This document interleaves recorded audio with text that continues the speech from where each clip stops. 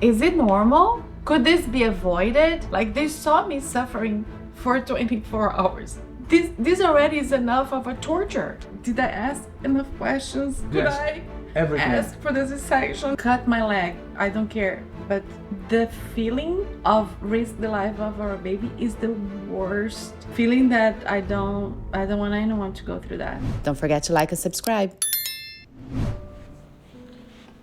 All right. Here we are. Don't talk so loud. Sorry. Here we are as a family of 4. Just so you know, Julie's right here in front of us. She's also sleeping. She's also sleeping. And I'm seated in ice, so if I act weird, it's because of that. But how are you doing? Well, today's what, day 12 after birth. Feeling better, definitely, than the first week or the first couple of days. Wednesday, Thursday, Friday, Saturday, Sunday. Until that Sunday, I was in a lot of pain still everywhere. Right. I remember that. The hemorrhoids, the cut, the abdominal.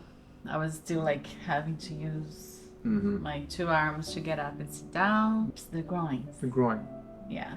So that is what is bothering me the most now. I'm more flexible than an average person, but I feel like they force me so much that I might have muscle tears. Yeah, I feel like I'm badly injured now. I don't know how I'm gonna be able to dance. I need to let it heal. That's why I'm sitting. You're gonna take some time to heal, but it will eventually. Yeah. So here we are today. Birth was not what we expected, you know. You did so good throughout the pregnancy. I'm a person who really follow the rules. If the doctors say one thing, I don't defy that thing and say, oh, I'm gonna do this instead. No, he said, eat this, I eat this. Don't eat this, I don't eat this. Don't drink this, I don't drink. I very much follow the rules. I'm that type of person, especially because we had a miscarriage and I didn't want to take any chances with this pregnancy. Not that I took the other time, it was just meant to be. I was open to anything. I wasn't against C-section, I wasn't against induction, natural. I was like open to the best scenario that the doctors thought it would be. I wasn't against to have it sooner or wait until later. Whatever they told me to do, I said yes. So I just want to put this out here because I feel like I still don't know much about births in general, but from the experience I had, I'm pretty much traumatized still. If you ever had another baby, I feel like I don't have the courage to have it natural again. Go through that again. Maybe I won't go through that again, but it's not about the pain that I felt or anything. It's about the scary and that it could be. I mean, it was scary, but it could be worse even. Right. So go through all that and then you still have the very scary end that you don't want to think about, but you think. I don't want to take that chance at all. Like, never more. Not that I knew that was a chance to happen like that. No, because if I knew, I wouldn't take it also. Yeah, let me just say something. Like, you did everything in order to have a healthy pregnancy, and she did. As you guys saw it, she danced the day before. Everything was fine. We went to the doctors. We had like many doctors. We've been told by the doctors that everything was fine until the moment that they said, okay, you gotta induce. And we're like, sure, you guys know, you're professionals. We're gonna follow everything that you say. I'm 39 years old, so they didn't want me to wait. Not risk anything, Not risk anything. And I said, yes, let's induce it. I was open to everything. And when Gina said we had a lot of doctors, it's because where I went is a group of doctors. So I met 7 of them. And any one of those 7 could be there at birth. For the delivery. I was fine with that also. We felt good about everything, right? First time parents, we don't know anything. So we rely on professionals. So everything that they told us, good. We did. We'll do this. So I hit the 40 weeks mark and I was still not dilated. I went to the doctor on my week 39, going to 40. Had no dilation. So they did the memory sweep. When they did that, I left the office 2 centimeters dilated. And then they say, I'll keep doing the exercise, the yoga ball and everything. There's a 50% chance of you going to labor within 48 hours or so. And if nothing happened, they said, we're gonna induce on Monday. That was 4 days after the doctor's visit, the last one. Yeah. We went to the hospital. I was admitted at 7 p.m. We brought everything. The plan was to be induced from the night. And then our doula said, and what we were expected to be was that I would have my baby within like the morning. Like around 3, 4 in the morning, something like that. Definitely in the next morning. That was the expectations of the doctors. So we were like, okay, fine. We went, we were happy. Once we got there, they checked my dilation again. I was still 2 centimeters. So instead of starting with the Pitocin already, I had to start with another kind of medicine. So we were the whole first night just me taking that medication, and I was still very much not dilated. It was 2 centimeters for so long. Yeah. Until that morning. And then the shift changed. I saw a different nurse, and she's like, well, before we start with the Pitocin, if you want to take a shower, you can take a shower, because then you have to be on the bed. You can no longer get up. When I finished my shower, I just stretched my legs on the bed, like I just put my feet up a little bit, and that moment my water broke.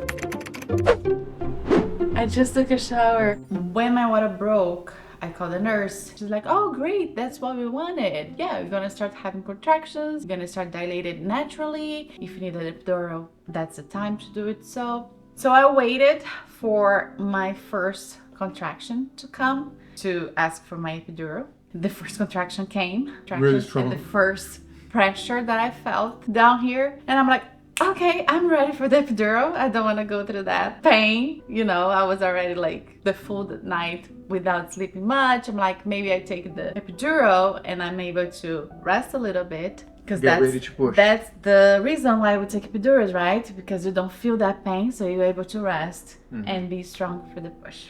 Just a parenthesis. I was without eating, fasting from the night before. You just can eat Jello or ice chips and drink water. That was it, yeah. That was the only thing I could have. And also, one thing important to add, now that we understand more, is that my last ultrasound was on my week 36. Henrique was 7.1 pounds. And then every week after that, we had a visit. So week 37, 38, 39, 40, 4 visits. I didn't have any ultrasound, and I did ask, like, oh, so we have no ultrasound anymore? The doctor said, no, it's totally fine. You're good. You're good now. He's fully developed. And you even asked, you said, like, but what if he's bigger, gets bigger? And I even said, like, oh, but I miss him. I want to see him. Right.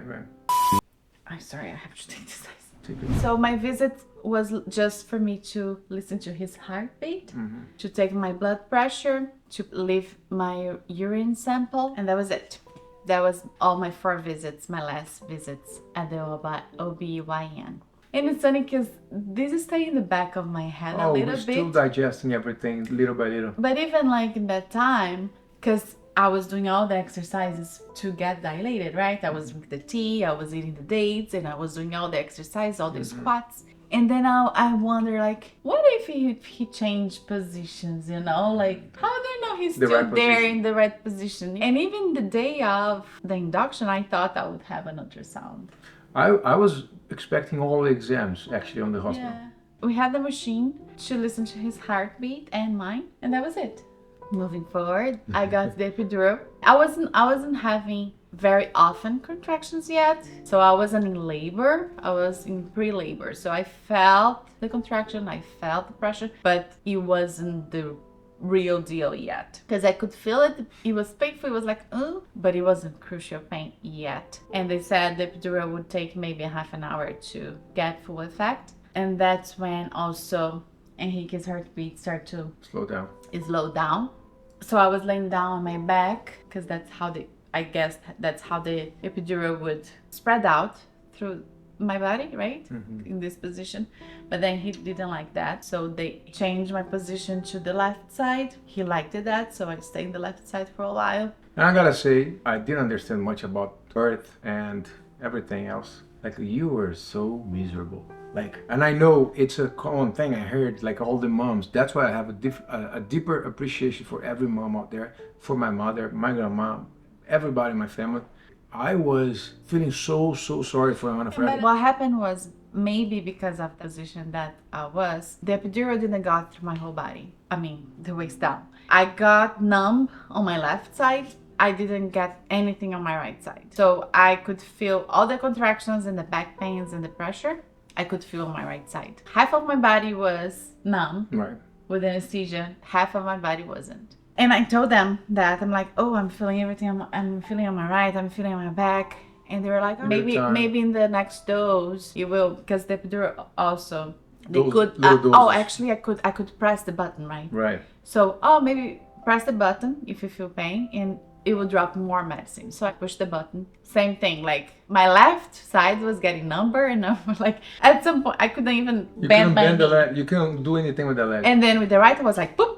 Even during the birth, you could not do anything. No, with the leg. I was completely. I have to hold your leg. Numb. Yeah. Actually, I was completely numb for 2 days after, and so the contraction started to getting more painful. So that's when I started to suffer more, I guess.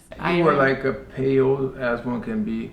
You were like in so much pain that it was uncomfortable to be around you. Yeah, I remember my doulas doing massages on my back a lot because it kind of helped with the pain, you know. I had hot pads on my back, just things to relieve, but it didn't took the pain away. Yeah. I think the nurse talked among themselves, think like she shouldn't be feeling all of this with epidural. You know, there's flashes of it. I remember really that. Tired. I remember we're both tired, of course. I mean, you were 100 times more, but it was strange to have people coming in and out all the time. Like every moment I was like, oh, it's gonna happen now. They're gonna do something. They're gonna initiate something here because and they keep checking the dilation, and I keep telling them I'm feeling the pain, and they keep telling me to push the button, and so I did, but it was just the same for me. So what happened was they had to hold on the Pitocin, also because of his heartbeat, but because my water had broken, naturally I was feeling the contraction because of my water broke. The doctor comes, again shift, different nurses and different doctors. So the last time, the second shift of doctor checked my dilation, I was 7 centimeters dilated. At 7 p.m. they would change the shift. I was checked around 6:30. Yeah, we got introduced to new doctors all the time. We still celebrated though, because it took me 24 hours to get 7 centimeters. What they said is that up into 5 centimeters it might take longer, but then from 5 to 10 is like quicker. Too fast. So shift changed, another doctor, I'm still feeling the pain, I'm weak. The anesthetist came because they say, okay, enough with the suffer. They gave me an extra dose on my right side only, and I think I was out for 3 hours. You slept good. You were really tired. That was the only time I didn't feel the pain on my right side. But then after the 3 hours, I woke up in pain again. Like a lot of pain. In a lot of pain, yeah. So they changed shifts. There was this doctor that I never had met. She is from the same group of doctors, but in a different location. We haven't met before. I would assume that I would have my file there, right? All my exams that I have throughout my pregnancy, the weight of my baby up until 36 weeks when I had my last ultrasound. So especially because she hadn't seen me, I would expect she's your patient now. This is her file. You understand what I'm saying this now? Because it's important for the end. For the end, yeah. I start also having nausea, and that's another sign of my dilation hit the 10 centimeters mark. I vomited, I guess, about 3 times before I gave birth. You okay, my love? Last time she checked, I was 9.5 centimeters. You were about to collapse, and they also like, okay, we need to do something now because it's been too long. It took more than 26 hours for her to get the dilation we need. It was 9.5. The nurse was like, okay, I think the doctor's coming, so we can start pushing. Yeah. Because you were in so much pain. You're kind of like screaming away. I guess at some point, they didn't allow me to push the button again. So now I'm feeling the pain everywhere, left and right side, because I needed to feel the contractions to push as I'm feeling the contraction, right? So the doctor came. It was a small group. That was my 2 doulas, you, and then the doctor and the nurse. Just one of each. Yes. So I pushed probably, I don't know how many times, maybe let's throw a number, maybe 40 minutes, 15 minutes. It was a long time. Before everything changed, for real, there were times where you had no more energy. I had to and wait. We have to all wait for like 2 minutes so we can breathe and then start pushing again. I remember that you gave me the oxygen, right? Mask, yeah. Because I pushed, and the doctor asked me to push at least 3 times in a row within the same contraction. And after I push, I lost completely my air, and then Junior come with the oxygen. My eyes were closed the whole time because I don't have energy even to open my eyes. Wow, it was really painful. So I think about 50 minutes in, it was a much progress. To be honest, during those 15 minutes, we were already able to see the top of his head. The hair, right? You said. But then they started to notice that it was very difficult. Because apparently, I mean, from what I heard and I was trying to visualize, there are levels of dropping, right? He wasn't dropped all the way down. He still had one more level before I could push him out. So they could see the hair, but it was still high on me. There could be another position that gravity could help him going down. But I was in that laying down position with them holding my legs. Also, I didn't felt like that was helpful at all, because you're actually against gravity here when you're laying down and trying to push, because the force you have to do is the same as you going to the bathroom to poop. Try to poop laying down with the legs like this. And then fast forward a little bit, because she was already almost unconscious, only with pain. I thought I would faint. To be honest, we started to see his head up to his nose, and I was like, okay, now he's gonna come through. And doctor's eyes was this big. The nurse was like, they're all in panic in a way. They tried to keep it calm, but I could read their faces. He wasn't moving, he wasn't coming out, and then they called a lot of people in I remember they calling delivery people, so their room was filled, and then with maybe an extra 5 or 6 people. And then what happened? She started pushing really hard, and at some point his head came through. And I think I also got a little desperate because it was a little bit chaotic. I hear a lot of voices telling me to push, you're doing great. And I like almost too many voices on my head. It was messy. And I hear the people answering the phone. It was all over the room. The heartbeat, almost like a siren or something. Like bang, bang, like that sound. And then I just started pushing all the time, like. Yet you have no power. I wasn't waiting for contractions or anything. I just said I'm pushing. I just wanna help as much as I could, even though I couldn't do much. So it was like flashes, like. And I think at that point, and very white and everything. It was when we saw his head out. Junior was the only person that I knew. He was there for me. I was with my clothes, but I get a lot of my force back whenever I was with the oxygen mask because he was the one holding it for me, and I look at him to have energy to keep doing it. So when they move him out, I only see faces that I don't recognize and a lot of people talking at the same time. And I could sense they were worried. Everybody was worried there. So I started to really push like the way I could. And then I remember, I don't know if I fainted or not. I just remember everything went black for a second. And when I opened my eyes again, there was this nurse on top of me. Like really on top of me, on my bed. And like maneuvering him out, like with her hand, like really, really strong massage. She was actually on top of Anna, standing. In my head, I was like, I never see this before. Like I didn't even know that. Could happen, right? Yeah. It was everything new to us. We were ready for an easy birth, and then when that started to happen, we were like, what is this? What is this?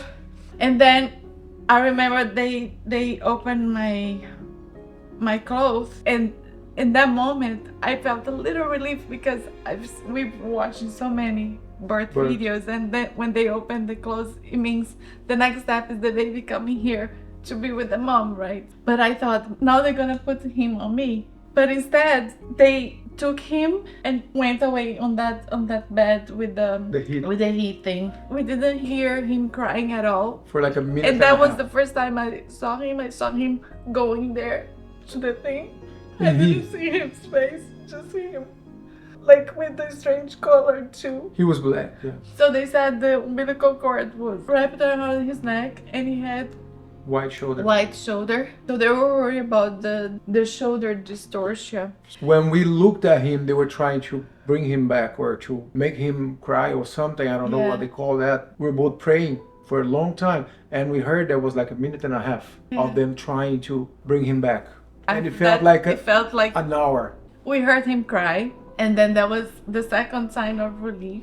And that's when the doctor said his shoulder was too wide and he was very big of a baby. He was 9.2 pounds. That's why the nurse had to come help me to push him out. But they were really worried about his umbilical cord as well that got around the neck, so that's why they had to bring more people. The pediatrician needs to clear him out of the shoulder distortion thing, and that's when they brought him to me. I didn't have a chance to cut the umbilical cord. I didn't have a chance to hold him in the beginning. We're thankful that he's healthy, that he's here with us. I was with him here, and the doctor was still explaining to me what happened, and she told me, you should not have a natural birth.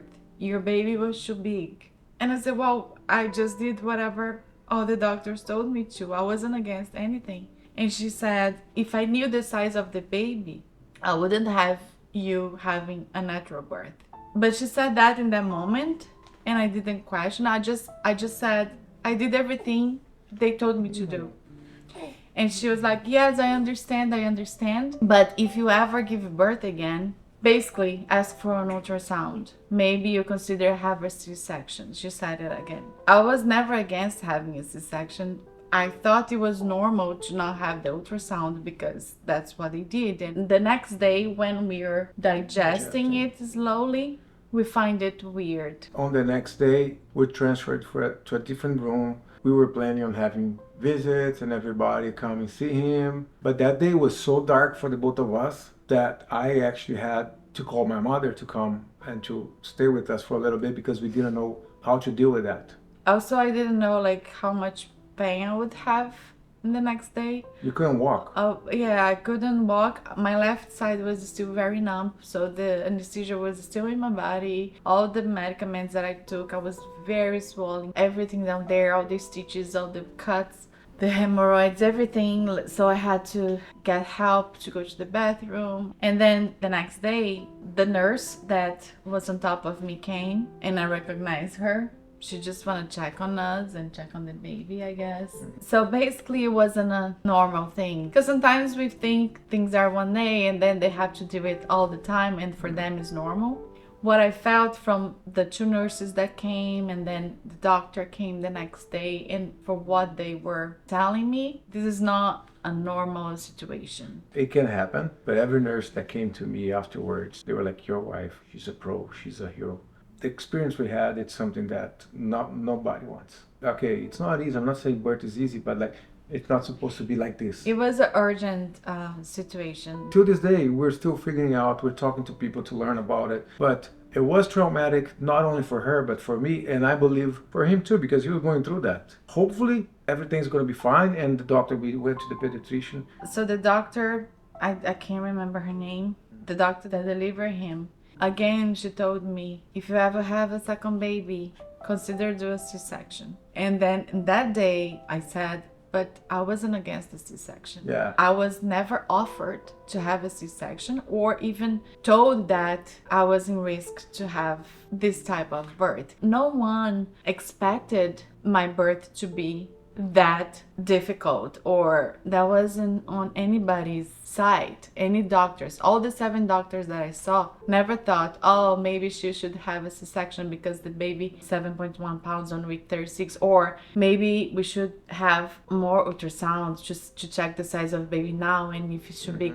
No, that was never brought up to the table. Never. So the way the doctor told me, almost as if I should request that. But this is my first time having a baby. I had no idea this is something that I should request. We're not the professionals to know that. And what I think is weird now, after we left the hospital, when I talked to a lot of people, even after we post the video, a lot of people said they went through the same thing. But they do find very strange why I didn't have the ultrasound every week. Week 37, 38, 39, Right. 40. Like, why I didn't have those ultrasounds. And the thing is, how long were you in the hospital with them waiting for you to get the dilation? Why not ultrasound at the hospital? Yes, Just to see exactly. everything. Every mom that I talk to, they say they had an ultrasound every week prior birth. They didn't stop having the ultrasound on the week 36. I feel like, not that she was putting the blame on me, but I feel like she thinks I should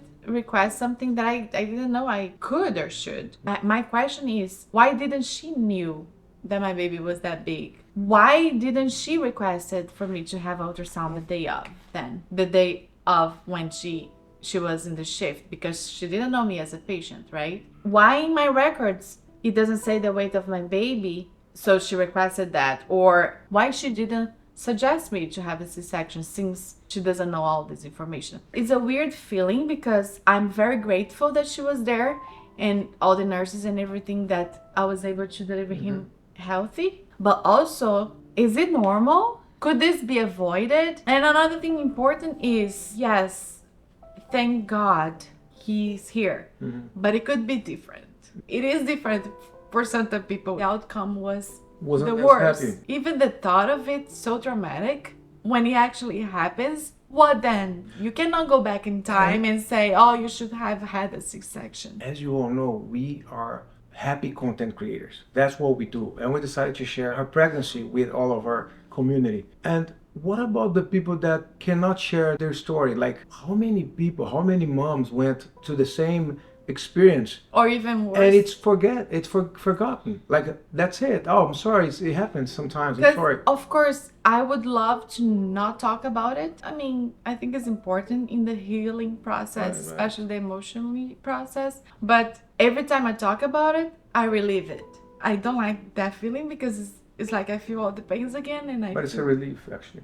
they always carry again.